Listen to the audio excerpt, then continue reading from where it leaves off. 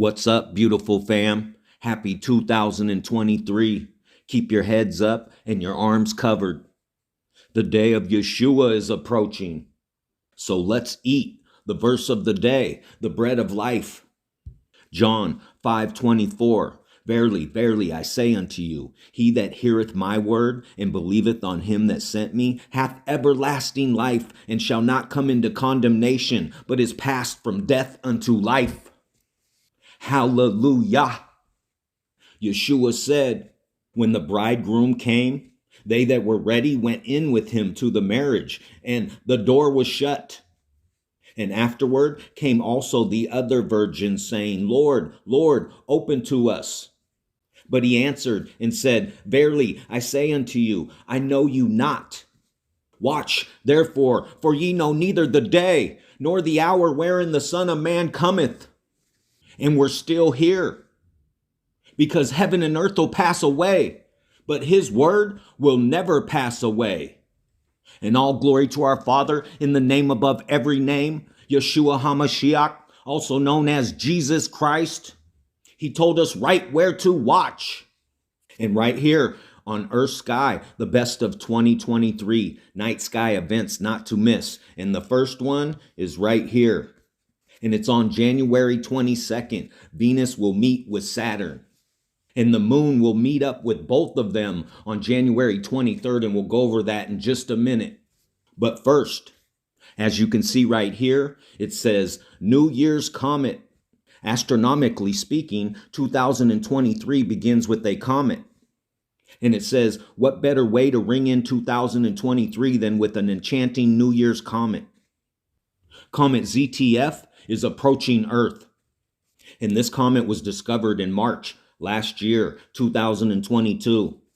Its closest approach to the sun will occur on January 12th, 2023. And its closest approach to Earth follows on February 1st, 2023. And it says between those two dates, this comet could be visible to the unaided eye. And it's currently shining like an 8th magnitude in the constellation Corona Borealis. And I already talked to you about this comet a couple times. And the reason why is it's headed straight for the dragon's tail, Draco.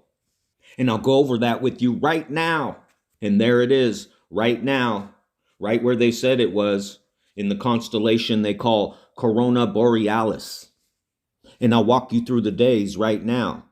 And as you go through the days, you could see the dragon's tail on the right. And January 6th is Epiphany Day.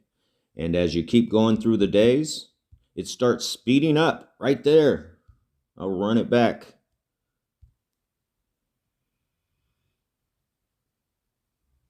Watch how fast it speeds up as it gets close to the dragon's tail.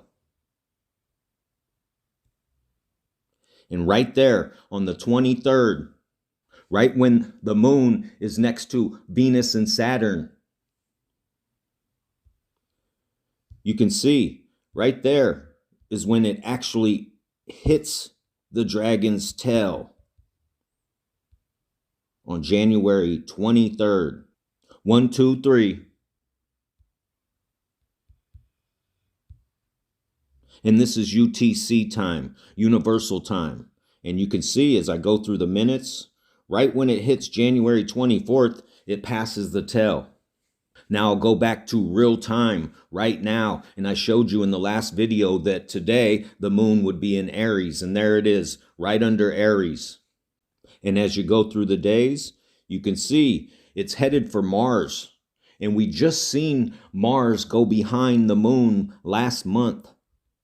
And as you keep going, it passes what they call Capricornus. And we'll go through the hours. It passes Irene, which means peace. And right there on the 23rd, you could see it directly underneath what they call Venus and Saturn, the wandering stars. And they're all headed for the constellation they call Aquarius. Now back to the comet E3 ZTF. As you go through the days, I told you it starts speeding up. Wow, lightning fast. And it reaches the tail January 23rd, as I said. And as you go into January 24th, it passes the tail. But let me back that up to real time.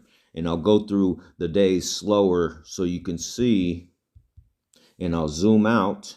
You can see that the dragon's tail is very long. And as you go through the days, I'll go slow so you can see it just gets closer and closer to what they call Draco, the dragon. Anytime the dragon can swing his tail. And the stars could fall. And the rapture could happen. And I told you and I showed you, right when you get to the 23rd, going into the 24th, if you go through the hours, is when it crosses the line. Exactly when it goes into the 24th, UTC time.